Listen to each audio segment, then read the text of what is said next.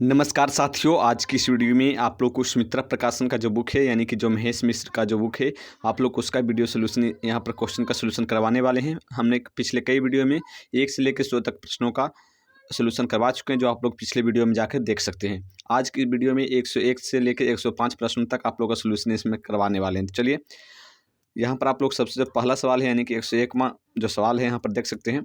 यहाँ पर आप लोग को दिया गया 3 लगातार विषम संख्याओं में से बीच वाली संख्या, यहाँ पर आप लोग कहा जा रहा है कि 3 लगातार विषम संख्याएं हैं, उसमें से बीच वाली संख्या तथा 3 लगातार सम संख्याओं में से बीच वाली संख्या का अंतर 27 है।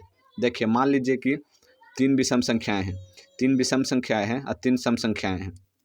3 विषम संख्याएं, मान लीजिए कि जो पहला विषम संख्या है x है, दूसरा विषम संख्या है x+2 है, तीसरा विषम संख्या है x+4 है, x+4 है। उसके बाद फिर आप लोग कहा जा रहा है कि 3 लगातार सम संख्याओं का 3 लगातार सम संख्याएँ क्या हो सकती है। मान लीजिए जो पहला विषम संख्याएँ हैं वो y है, दूसरा विषम संख्या है y+2 है और तीसरा विषम संख्या है y+4 है। तो बीच वाली संख्याएँ क्या हो सकती है। बीच वाली संख्याएँ ये होगी विषम संख्याएँ वाली की, और सम संख्या में यहाँ पर बीच वाली संख्या y+2 है। तो यहाँ पर आप लोग कहा जा रहा है कि इन दोनों के बीच का अंतर जो है 27 है। इन दोनों का बीच का अंतर कितना है, 27 है। तो यहाँ पर आप लोग x+2 minus y+2 equal to कितना अंतर है, 27 है। तो यहाँ पर हम इक्वल 27 कर दिए। यहाँ पर x+2 हो जाएगा माइनस y, और माइनस उधर जाएगा -2 और +2 कैंसिल हो जाएगा, यहाँ पर 27 बचेगा। यहाँ पर x minus y equal to 27 आ जाएगा, x minus y equal to 27 आ जाएगा। अब देखिए, कहा जा रहा है कि उन तीनों विषम संख्याओं तथा तीनों सम संख्याओं के योग के बीच कितना अंतर है। यहाँ पर आप लोग को ये कहा जा रहा है कि इन तीनों जो विषम संख्याएं हैं और इन तीनों जो सम संख्याएं हैं, इन तीनों जो सम संख्याएं हैं, इन तीनों यानी कि ये भी तीनों संख्याएं और ये भी तीनों संख्याएं का तथा योग के बीच कितना अंतर है, यानी इसका योग और इसका योग के बीच का अंतर क्या है। यानी कि यहाँ पर यह कहा जा रहा है कि सम संख्याओं का योग का अंतर, सम संख्याओं का योग और विषम संख्याओं का योग, इन दोनों के बीच कितना का अंतर है। सम संख्याओं को जोड़ेंगे तो कुछ प्राप्त होगा, विषम संख्याओं को जोड़ेंगे तो कुछ प्राप्त होगा। उन दोनों के बीच का अंतर निकालना है। तो उन दोनों के बीच का अंतर निकालने के लिए हम क्या करेंगे, चलिए आप लोगों को आगे दिखाते हैं। तो यहाँ पर देखिए, सम संख्याएं क्या है, x, x+2, x+4, इन तीनों का योग, इन तीनों का योग क्या हो जाएगा, यहाँ पर जोड़ लेते हैं x, x+2, x+4, इन तीनों का योग। तो इन तीनों का योग, और उसके बाद फिर आप लोग क्या कहा जा रहा है कि विषम संख्याओं का योग, विषम संख्या y+2, y+4, इन तीनों का योग का अंतर का मतलब इन दोनों का, इसका जोड़ और इसका जोड़ का घटाव कर देना है, वही यहाँ पर कहा जा रहा है। यहाँ पर आप लोगों का आ जाएगा 3x + 6 माइनस यहाँ पर आ जाएगा 3y + 6, 3y + 6, यहाँ पर 3x + 6 minus 3y -6, minus cancel हो जाएगा। यहाँ पर आप लोग देखिएगा 3x + 3y आ जाएगा। यहाँ पर आप लोग 3x - 3y आएगा, यहाँ पे 3x - 3y, 3x - 3y, तो 3x - 3y आ जाएगा। तो यहाँ पर आप लोग निकालिएगा, 3 कॉमन हो जाएगा, x - y। यहाँ पर आप लोग को x - y का मान कितना आया था, यहाँ पर आप लोग प्रश्न में देखिएगा x - y का मान आया था। x - y का मान आप लोगों को ये देखिए, x - y का मान 27 आया था। तो x - y का मान 27 यहाँ पर पुट कर देना है, x - y का मान 27, तो 3 × 27 कितना हो जाए, 81। यानी कि आप लोगों का जो क्वेश्चन में पूछा गया है आप लोगों को यहाँ पर कि उन तीनों विषम संख्याओं का योग तथा तीनों सम संख्याओं का योग के बीच का अंतर, यानी कि विषम संख्याओं का योग कर देना है, इन तीनों का योग, ये तीनों माने हैं तो, और इनका योग कर देना है और इन दोनों को घटा देना है। तो आप लोग को कौन सी संख्याएं आएगी, 81 आएगी। ठीक है, तो आप लोग को 81 आंसर हो जाएगा। समझ चुके होंगे इस प्रश्न को। तो चलिए अगला प्रश्न पे, अगला में आप लोग कहा जा रहा है 102 नंबर क्वेश्चन में, 102 नंबर क्वेश्चन में आप लोग ये कहा जा रहा है कि यदि किसी संख्या में 63 से भाग देने पे, अगर प्रश्न समझ में नहीं आता है या फिर आंसर समझ में नहीं आता है तो आप लोग कमेंट बॉक्स में कमेंट कर सकते हैं, जो कि आप लोगों को टेलीग्राम चैनल पर आप लोगों को हम प्रोवाइड कर देंगे। इसका सलूशन किस प्रकार से बना है, आप लोगों को कोई भी अगर क्वेश्चन समझ में नहीं आता है, आंसर नहीं आता है समझ में, तो चलिए इस प्रश्न में आइए। इस प्रश्न में आप लोग कहा जा रहा है यदि किसी संख्या में 63 से भाग देने पर, कोई संख्या है उसमें 63 से भाग देने पे, कोई संख्या है उसमें 63 से भाग देने पे यहाँ पे 63 से भाग देने पर 389 भागफल तथा 3 शेषफल बचता है, 3 शेषफल बचता है। तो यहाँ पर उसी संख्या से कहा जा रहा है, उसी संख्या से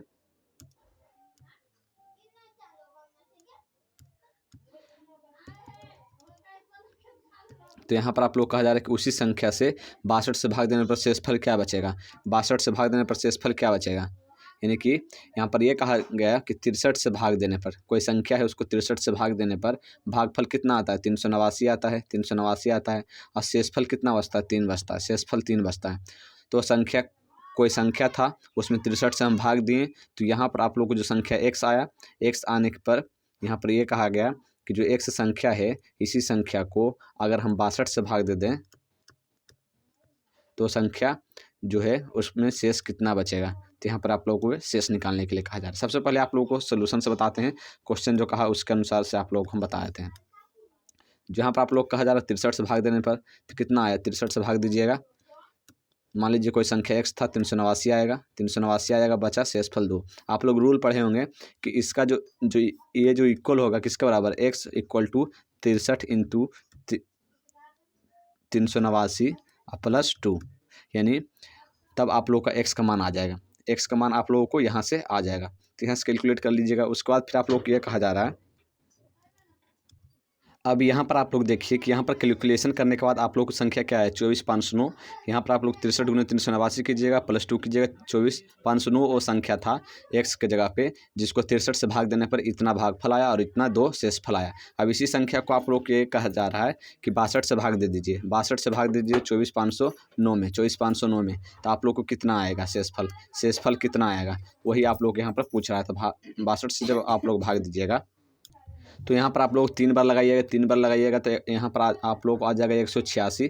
186 का आप लोग घटाइएगा तो 186 यहाँ पर बच जाएगा 59, यहाँ पर बच जाएगा 59। यहाँ पर आप लोग पहले से क्या है 0, यहाँ पर 0 उतारिएगा। अब कितने बार लगाना है, तो यहाँ पर आप लोग को कितना आ गया 590। 590 को कितने बार लगाना है, तो 590 को कितने बार लगाने के लिए यहाँ पर, तो यहाँ पर आप लोग भाग दीजिएगा। तो यहाँ पर आप लोग को 9 बार में लगेगा, 9 बार में यहाँ पर आप लोग को लगेगा, यहाँ पर आप लोग को 9 बार में कितना हो जाएगा 558। यहाँ पर आप लोग को बच जाएगा 590 में से 558 जब घटाइएगा, 558 घटाइएगा तो यहाँ पर बच जाएगा 32। अब यहाँ पर 32 आ गया। यहाँ पर आप लोग को कितने बार लगाना है, 329 आ गया, 329 आ गया। तो यहाँ पर आप लोग को 62 से कितने बार लगाना है, तो 62 से यहाँ पर 329 आ गया, तो यहाँ पर 5 बार लगा दीजिए। 5 बार लगाइएगा तो यहाँ पर आप लोग को आ जाएगा 310। कितना बच गया 310, यानी कि यहाँ पर 19 बच गया, यहाँ पे 19 बच गया शेषफल। अब यहाँ पर देखिए प्रश्न में आप लोग क्या दिया गया है, प्रश्न में देखिए, प्रश्न में आप लोगों को क्या दिया गया, तो यहाँ पर आप लोग देखिए 62 से भाग देने पर शेषफल क्या बचेगा, 62 से भाग देने पे शेषफल क्या बचेगा, 62 से भाग देने पर शेषफल क्या बचेगा। तो यहाँ पर आप लोगों को ये जो 19 आया है, देखिए यहाँ पर थोड़ा आप लोग बता देते हैं, ये जो 19 आया है यहाँ पर आप लोगों को 19 नहीं 20 आएगा। अब बोलिएगा, यहाँ पर आप लोगों को प्रश्न में थोड़ा सा मिस्टेक हुआ, यहाँ पर शेषफल 3 था, तो यहाँ पर 3 जुटेगा, तो यहाँ पर 24, 590, 509 नहीं 510 हो जाएगा, 510 हो जाएगा यहाँ पे, और यहाँ पर 510 हो जाएगा। तो यहाँ पर शेषफल 20 बचेगा, यहाँ पर हो जाएगा 30, 0 यहाँ पर था 30 होते, यहाँ पर 20 बचेगा। तो आप लोगों का शेषफल 20 बचा, ठीक है। यहाँ पर आप लोग हम गलती से 2 ले लिए शेषफल, इसी वजह से 19 आया। तो आप लोग कैलकुलेशन जो बताएं सब कुछ सही है, बट थोड़ा सा अंक गलत लेने की वजह से आप लोगों को वहाँ पर 19 आया, ठीक है। अब आगे देखिए, आगे आप लोग को ये कहा जा रहा है कि इस तरह से आप लोग इस प्रकार से आप लोग निकालिएगा तो बहुत देरी हो जाएगा, और आप लोगों को एग्जाम में इस प्रकार से आंसर नहीं देना है, इस प्रकार से आंसर देना ही नहीं है। तो आप लोगों को सोचिएगा किस प्रकार से देना है ताकि हम आप लोगों का समय बच सके। तो देखिए आप लोग को करना क्या है, तो जो आप लोग को दूसरा तरीका है सबसे आसान, जो आराम से निकल सकता है, लेकिन आप लोग को ट्रिक याद रखना पड़ेगा। सबसे पहले यहाँ पर देखिए आप लोग को भागफल कितना है 389 है, 389 में आप लोग को 3 जोड़ देना है, कितना बन जाएगा 392 बन जाएगा। 392 बन जाएगा तो आप लोग को उतना गुना नहीं करना है, 63 गुने 389 प्लस 3 उतना नहीं करना है। आप लोग को सिंपल 389 भागफल था उसमें 3 जोड़ देना है शेषफल को, उसके बाद 392 आ जाएगा। अब भागफल कितने से देने के लिए कहा, भाग कितने से देने के लिए 62 से कहा है, तो 62 से यहाँ पर भाग दे दीजिएगा। 62 से भाग दीजिएगा तो आप लोगों को 6 बार लगाइएगा 372 आएगा, तो 6 बार लगाइए। देखिए हम दूसरे पेज में करके दिखाते हैं। यहाँ पर 62 से भाग दीजिएगा, 389 था, उसमें 3 शेषफल जोड़ दिए, 392 आ गया, 392 आ गया। यहाँ पर आप लोग 6 बार भाग दीजिएगा 62 से, तो यहाँ पर गुना कीजिए, 372 आ जाएगा। 372 में यहाँ पर 20 बचेगा, यानी कि आप लोग का शेषफल 20 बचेगा। ये रहा आप लोगों का शॉर्ट ट्रिक, आप लोग को इस तरह से बनाना है, ठीक है। अब चलिए आगे, अगला प्रश्न में आप लोग को दिया गया है, एक मानचित्र 1/, इतना के पैमाने पर बनाया गया है, तो इतना वर्ग किलोमीटर दर्शाने वाले वर्ग की भुजा कितनी होगी। यानी कि यहाँ पर ये कहा जा रहा है कि इतना वर्ग किलोमीटर है, दर्शाने वाले वर्ग की भुजा कितनी होगी। तो आप लोग को ये सबसे पहले समझना है कि वर्ग की कितनी भुजा है, वर्ग की भुजा निकालना है। ये देखिए, ये वर्ग, इतना वर्ग किलोमीटर दर्शाने वाले वर्ग की भुजा की कितनी होगी। यानी कि यहाँ पर आप लोगों को जो वर्ग की भुजा है उसे निकालना होगा। ये वर्ग में दिया गया है, वर्ग में दिया गया है, तो यहाँ पर सबसे पहले यानी स्क्वायर में दिया गया है, स्क्वायर यानी अंडर रूट में। तो इसको निकालने के लिए वर्ग की भुजा, यहाँ पर वर्ग की भुजा कहा है, इन दोनों का अंतर है। वर्ग की भुजा इक्वल टू हो जाएगा अंडर रूट यहाँ पर हो जाएगा 16 64। इसको जब आप लोग निकालिएगा तो यहाँ पर आप लोगों को 408 आ जाएगा, 408 आ जाएगा। इसके बाद आप लोग को क्या करना है, इसके बाद आप लोग पूछा गया है कि एक मानचित्र के पैमाने पर बनाया गया है, यानी कि इतना के पैमाने पर। तो इतना के पैमाने पर, तो आप लोग को सिंपल क्या करना है, इस तरह के सवाल में आप लोग को 408 गुने 1/, जितना जीरो है आप लोग को लगा देना है, सिंपल आप लोग बन जाए। कितना जीरो है, 2 2 4 2 6, यानी टोटल 6 जीरो है, टोटल 6 जीरो है। तो यहाँ पर 1 2 3 4 5 6 यहाँ पर हो जाएगा। इसको कैलकुलेशन करने के बाद यहाँ पर आप लोग कैलकुलेशन कर सकते हैं, या फिर आप लोग को यहाँ पर किस चीज़ में आंसर पूछा है वो भी आप लोग यहाँ पर चेक कर लीजिए। आप लोग को कितने भुजा होगी, यहाँ पर सेंटीमीटर में यहाँ पर आप लोग को आंसर दिया गया है। सेंटीमीटर में दिया गया तो आप लोग क्या करना होगा, सेंटीमीटर के लिए यहाँ पर आप लोगों को पहले तो ये मीटर में बदलना होगा, उसके बाद आप लोगों को सेंटीमीटर में बदलना होगा। तो यहाँ पर आप लोग को आ जाएगा 2 2 4 2 2 4 1 5 0। उसके बाद फिर आप लोग यहाँ पर कैलकुलेशन कीजिएगा, तो यहाँ पर 10 बच जाएगा, 10 बच जाएगा, तो यहाँ पर 10 से भागा जाएगा, तो 40.8 सेंटीमीटर आप लोग का आंसर आ जाएगा। अब चलिए अगले प्रश्न पे। अगले प्रश्न में आप लोग क्या दिया गया है, एक व्यक्ति 5100 रुपये अपनी पत्नी को दे दिए। एक व्यक्ति है जो 5100 रुपये अपनी पत्नी को दे दिए। उसके बाद आप लोग कहा जा रहा है कि अपनी पत्नी को दे दिए, शेष राशि अपने 4 पुत्रों को बराबर बांटे। शेष जो जितनी भी राशि थी उसने अपने 4 पुत्रों को बराबर में बांट दिया। यह पाया गया कि उसके प्रत्येक पुत्र को कुल धनराशि का 1/7 भाग मिला है। कुल धनराशि का 1/7 भाग, कुल धनराशि का 1/7 भाग मिला है। तो उस व्यक्ति के पास कुल धनराशि क्या थी। सबसे पहला जो ऑप्शन है, आप लोग इससे भी जा सकते हैं। किस प्रकार से जाना वो आप लोग बता देते हैं। पहला ऑप्शन चूज कीजिएगा। देखिए यहाँ पर आप लोग क्या कहा गया है कि उसके प्रत्येक पुत्र को कुल धनराशि का 1/7 मिला है। अगर एक पुत्र को 1/7 मिला है तो 4 पुत्र को 4/7, चारों पुत्र को हम जोड़ दें तो 4/7 हो जाएगा। यानी कि कुल धनराशि का 4/7 भाग पुत्र को मिला है। तो मान लीजिए सबसे पहला प्रश्न कि कुल धनराशि 68,000 है, अगुने 4/7, 4/7 निकाल लीजिए। 4/7 निकालने के बाद आप लोग निकाल पाएंगे कि किस प्रकार से, कि यहाँ पर आप लोग को व्यक्ति दिया ही गया है कि अपनी पत्नी को कितने दिए हैं। उसके बाद फिर आप लोग निकाल सकते हैं कि कितने धनराशि होना चाहिए। लेकिन आप लोग इस प्रकार से नहीं करना है, क्योंकि ये बड़ा अमाउंट दिया गया है। आप लोग को कैलकुलेशन इतना कीजिएगा, कैंसिल कीजिएगा, फिर इसको कैंसिल कीजिएगा, फिर इसमें जा कैंसिल कीजिएगा, फिर इसमें जा कैंसिल कीजिएगा, इसमें जा कैंसिल कीजिएगा। ठीक है, सभी प्रश्न में ऑप्शन नहीं जाना है, आप लोग कैलकुलेशन भी देखना होगा कि अगर हम ऑप्शन से जाते हैं तो कैलकुलेशन तो बहुत बड़ा हो जाएगा। इसलिए आप लोग को ऑप्शन से नहीं जाना है। तो आप लोग को यहाँ पर क्या करना होगा, चलिए आप लोग को ये हम बताते हैं कि आप लोग को यहाँ पर करना क्या होगा। ठीक है, तो आप लोग को यहाँ पर यह करना होगा कि जो प्रश्न में कर रहा है वो उसकी बातों पर आप लोग ध्यान दीजिए। प्रश्न में क्या कर रहा है, तो यहाँ पर आप लोग एक बात तो समझ में आ ही गया होगा कि जो व्यक्ति है 51,000 तो अपनी पत्नी को दिया, लेकिन शेष राशि जो है 4 पुत्रों को बराबर बराबर बांटे। लेकिन उसमें से भी प्रत्येक को जो धनराशि मिला है कुल राशि का, मतलब जितने राशि था उसके पास, उसके राशि का 1/7 भाग, यानी एक लड़के को 1/7 मिला तो 4 लड़के को 4/7 हो जाएगा। ठीक, यहाँ तक तो आप लोग हम वहीं पर समझा दिए, 4/7 हो जाएगा। तो यहाँ पर 4/7 मिला है पुत्रों को, यहाँ पर कुल धनराशि का 4/7 भाग पुत्र को मिल गया। अब पूछेंगे तो अगर 4/7 भाग उसके पुत्र को मिला है तो उसके पत्नी को, तो यहाँ से 1 से मान लीजिए कोई धनराशि ये है उसमें घटा देंगे तो यहाँ पर कह सकते हैं कि 3/7 भाग उसके पत्नी को मिला है, उसके पत्नी को मिला है 3/7 भाग, 3/7 भाग उसके पत्नी को मिला है। ठीक, उसके पत्नी को मिला है। अब आगे क्या कह रहा है, आगे कह रहा है कि व्यक्ति की कुल धनराशि क्या थी, व्यक्ति की कुल धनराशि क्या थी। तो यहाँ पर देखिए 3/7 भाग यानी 7 में से 3 भाग, यहाँ पर तो यही ना आप लोग जब आप लोग वर्क एंड टाइम में जाइएगा, वर्क एंड टाइम में जाइएगा, वर्क एंड स्पीड में जाइएगा तो इस कंसेप्ट को पढ़ाया जाएगा कि देखिए यहाँ पर आप लोग कुल धनराशि क्या है 7 है, उसमें से 3 किसके पास गया, पत्नी के पास, 4 कितने किसके पास गया, उसके पुत्र के पास, 4 3 7 हो गया। कुल धनराशि क्या है 7 है, उसमें टोटल कितने किसके पास गया है 4, तो पत्नी के पास गया है, 3 गया है पत्नी के पास, 4 गया चारों पुत्र के पास। ठीक, इस प्रकार से आप लोग समझ, यानी टोटल जो धनराशि कितना है 7 है, टोटल धनराशि 7 है और पत्नी को कितना दिया है 51,000।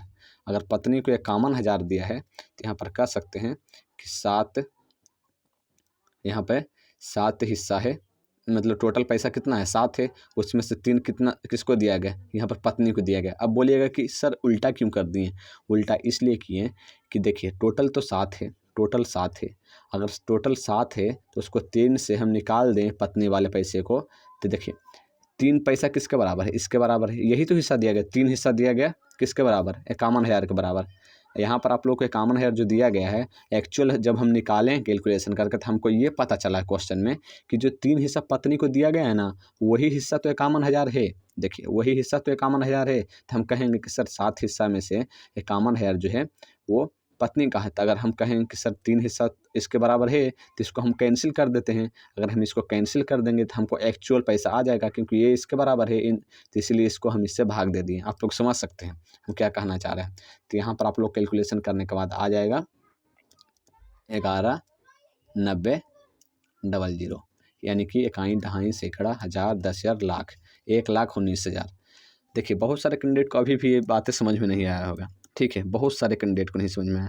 देखिए एक बार फिर आप लोग हम समझा देते हैं कि हम किए तो किए किस प्रकार से आप लोगों को आसानी से। देखिए सबसे पहला बात, यहाँ पर आप लोग एक बात तो समझ में आ गया कि चारों पुत्रों को मिलाकर जो उसको मिला है 4/7 मिला है।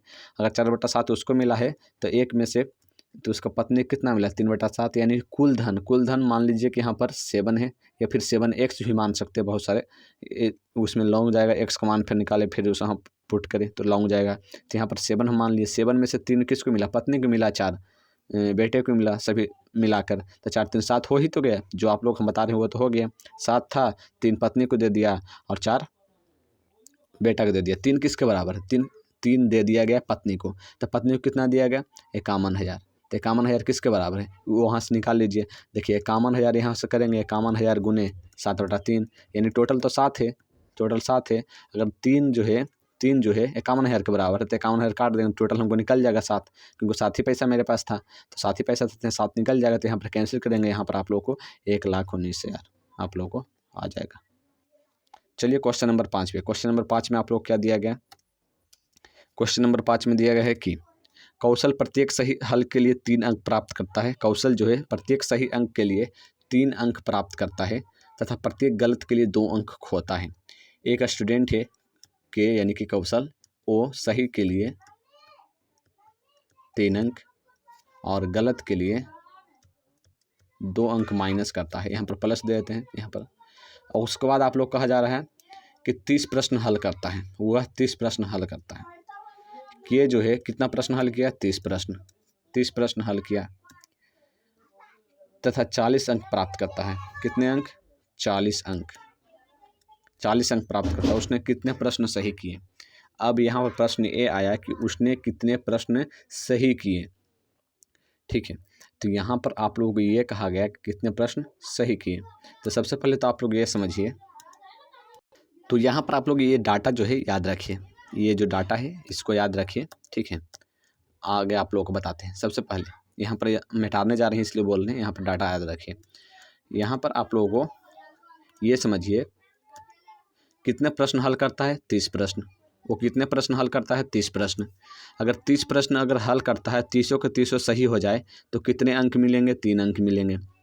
3 अंक मिलेंगे, यानी कि उसको 90 अंक मिलना चाहिए था अगर वो सभी प्रश्न हल करता है तो। लेकिन मिले कितने? 40 अंक। 40 अंक मिले, तो 40 अंक मिले यानी अगर 30 के 30 प्रश्नों को हल सही करेगा तो उसको 90 अंक मिलेगा। लेकिन उसको मिला कितना? 40 अंक। अगर 40 अंक मिला है तो यानी 50 अंक गलत किए हैं, यानी 50 अंक माइनस बच जाएगा। यहाँ पर 50 अंक आप लोगों को यहाँ पे 50 अंक जो है, तो 50 अंक गलत हुआ है, ठीक है। यानी 50 अंक नहीं मिला है, मिलना चाहिए था 90 अंक। अगर 30 के 30 सही रहता तो मिला कितना? 40 मिला। 50 अंक क्यों कटे? 50 अंक इसलिए कटे क्योंकि उसने प्रश्नों को गलत किया।